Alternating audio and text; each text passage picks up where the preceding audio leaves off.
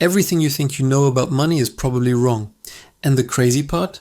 Most people have no idea what money actually is or where it came from. Right now, you probably have money in your pocket, in your bank account, or in some app on your phone, but have you ever stopped to think about what it really is? Like, why does a piece of paper have value? Why can you trade a digital number for a pizza? And how did we go from trading chickens to buying stuff with invisible internet coins? Today we're going on a wild ride through 6,000 years of human history to see how money went from literally nothing to the complex system we have today. And trust me, this story is way more interesting than any economics class ever made it sound. Imagine you're living 6,000 years ago. You're a wheat farmer, and you've had a pretty good harvest this year. You've got more wheat than you need. But what you really want is a new pair of shoes because yours are falling apart. So you take your wheat and go looking for a shoemaker. You find one, but here's the problem. The shoemaker doesn't need wheat. He just got a bunch of wheat from another farmer last week. What he needs is meat. So now you have to find someone who has meat and wants wheat. Then you need to trade your wheat for their meat. Then you take the meat to the shoemaker and finally get your shoes. But wait, it gets worse. Let's say the shoemaker does want wheat, but a pair of shoes is worth way more than the amount of wheat you want to trade. You can't exactly cut a shoe in half. And what if you're a cow farmer? You can't walk around with a cow trying to make small purchases. You can't buy a loaf of bread with half a cow. This is called the double coincidence of wants problem, and it made life incredibly complicated for our ancestors. You needed to find someone who had what you wanted and wanted what you had at the same time. This problem is basically why money was invented. So humans needed to figure this out. And around 6,000 years ago, people started getting creative.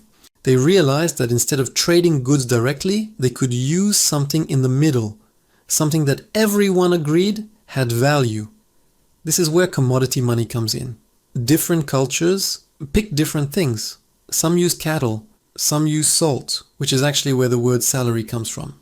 The Romans paid soldiers with salt. Some cultures used shells, particularly cowrie shells, which were used as money in parts of Africa, Asia, and Oceania for thousands of years. Some used cacao beans, and some used big stones, like the people of Yap Island, who used these massive stone discs that weighed up to 8,000 pounds. But all of these had problems. Cattle disappeared, salt can dissolve, shells can break. And good luck carrying around a 4-ton stone to buy your groceries. What people needed was something that was durable, divisible, portable, and recognizable. Something that everyone agreed was valuable. Enter metals, specifically bronze, silver, and gold. Around 3000 BCE in Mesopotamia, people started using metals as money. At first they used metals by weight. You'd have chunks of metal and you'd weigh them out for each transaction. But this was still annoying because you had to carry scales everywhere, and people could cheat by using fake weights. Then, around 600 BCE, something revolutionary happened in the kingdom of Lydia, which is in modern-day Turkey. King Alyattes and later his son Croesus had a brilliant idea. Instead of weighing metal every time, why not make standardized pieces of metal with a stamp on them that guaranteed their weight and purity? The first coins were born. This was huge. Now you didn't need to carry scales. You didn't need to test if the metal was real every time. The stamp from the king guaranteed it. This made trade so much easier that the idea spread like wildfire. The Greeks copied it. The Persians copied it. The Romans copied it. Soon, coins were everywhere. The Romans actually got really good at coins. They created one of the most successful monetary systems in ancient history.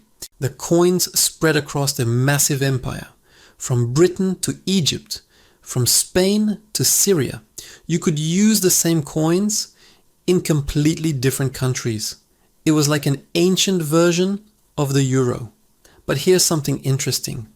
The Romans also discovered that they could cheat their own system. When the empire started having money problems, they started making coins with less actual silver or gold in them, but kept saying they were worth the same amount. They mixed in cheaper metals. This is called debasement, and it's one of the first examples of inflation. Prices went up because the coins were worth less, even though they looked the same. After the Roman Empire fell, Europe went through the Middle Ages and money got weird for a while. Different kingdoms had different coins. A coin from one place might not be accepted somewhere else. Trade became difficult again. But coins were still the main form of money.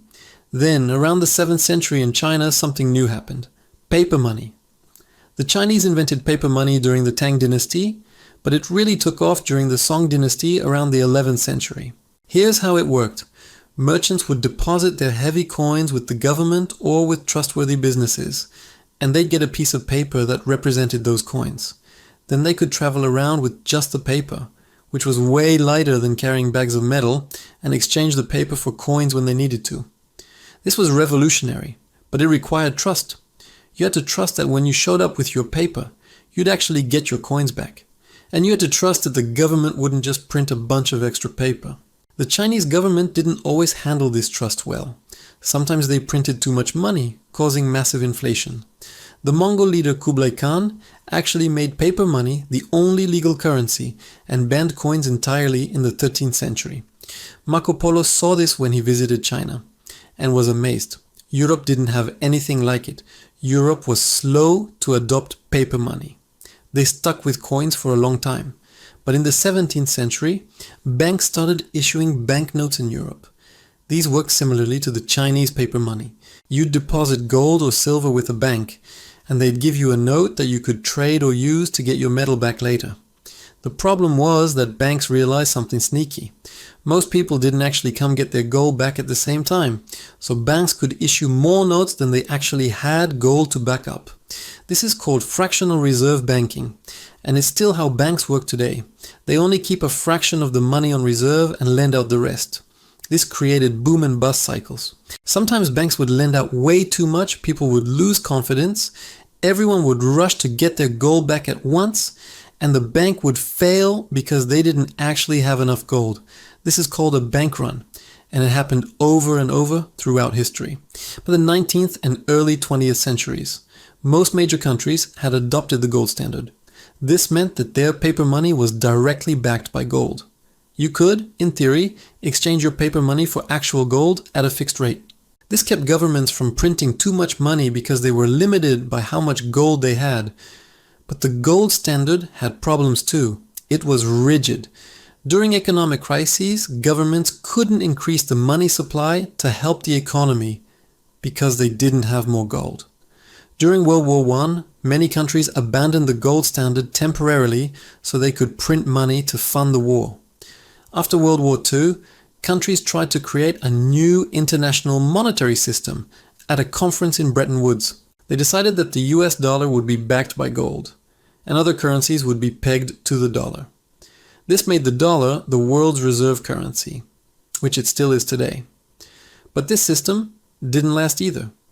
By the 1960s, the United States was printing more dollars than it had gold to back them up. Other countries started getting worried and began exchanging their dollars for gold. The US gold reserves were draining fast. Then, on August 15, 1971, President Richard Nixon did something dramatic. He announced that the United States would no longer exchange dollars for gold. Just like that, the link between the dollar and gold was cut. This is called the Nixon shock. This meant that for the first time in history, the world's major currencies weren't backed by anything physical. They were just backed by trust in the government that issued them. This is called fiat money. Fiat means by decree in Latin. The money has value because the government says it does, and people trust that it does. This is what we still use today.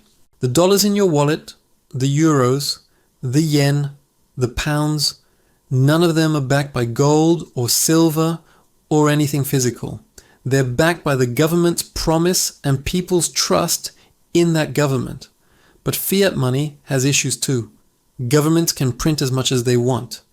There's no physical limit like there was with gold. And when governments print too much money, you get inflation.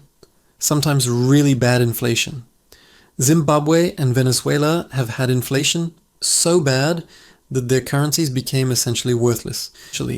People needed wheelbarrows full of cash to buy basic groceries. So we're in the late 20th century now, and money has already evolved from physical goods to metals to coins to paper, backed by metals to paper backed by nothing but trust. But the story's not over yet.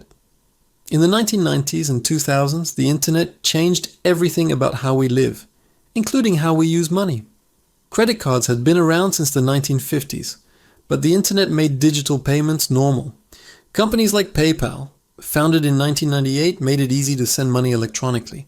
Online banking meant you could manage your money without ever touching cash. Money was becoming increasingly digital and abstract. Most money now exists only as numbers in computer databases.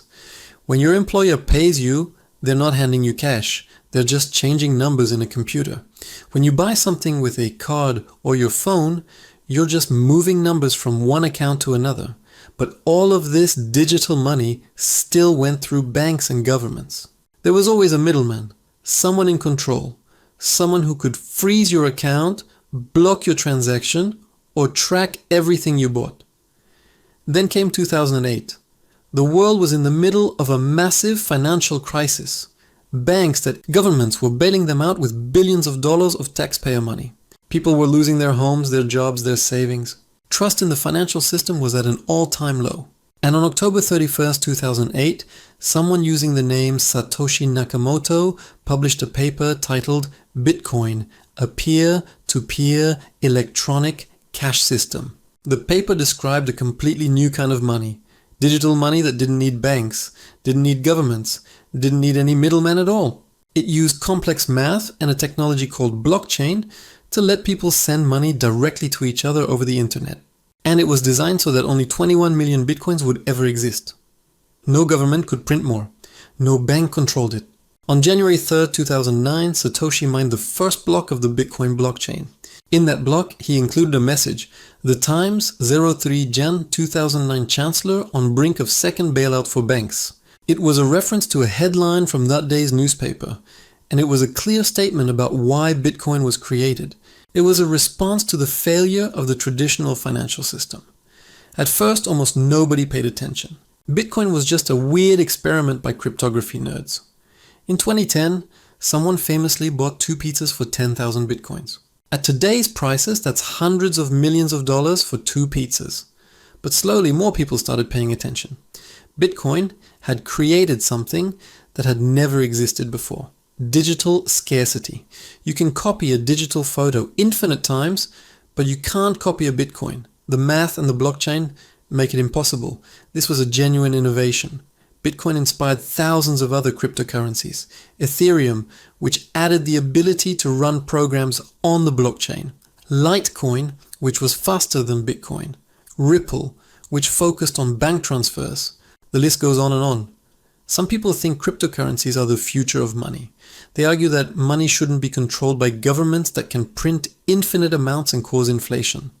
They like that you can send cryptocurrency anywhere in the world in minutes without needing permission from a bank. They see it as freedom. Other people think cryptocurrencies are a bubble, a scam, or only useful for criminals. They point out that crypto prices are incredibly volatile. Bitcoin has crashed by 80% or more multiple times. They note that crypto transactions use massive amounts of electricity. They worry about scams and hacks that have cost people billions. Governments aren't sure what to do about crypto. Some countries have banned it, some have embraced it. El Salvador even made Bitcoin legal tender in 2021, though that's been controversial. China banned crypto trading and mining. The United States is still trying to figure out how to regulate it. So where does this leave us? In 6,000 years, money has gone from cows and shells to metal coins, to paper backed by metal, to paper backed by nothing, to digital numbers in bank computers, to cryptocurrency living on a blockchain. But here's the thing that hasn't changed. Money, at its core, is still just a tool for solving that original problem from 6,000 years ago. It's still just a way to trade value without needing a double coincidence of wants. It's still something that only works because people agree it works.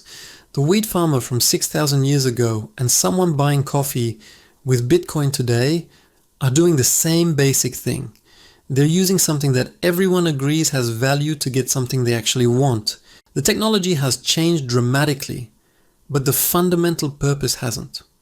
What makes money work has always been trust and agreement. People had to trust that the king's stamp on a coin meant it was a real gold. They had to trust that paper money could be exchanged for metal. They have to trust that the government won't destroy the value of fiat currency. They have to trust that the blockchain will keep their Bitcoin secure. Money is one of humanity's most important inventions.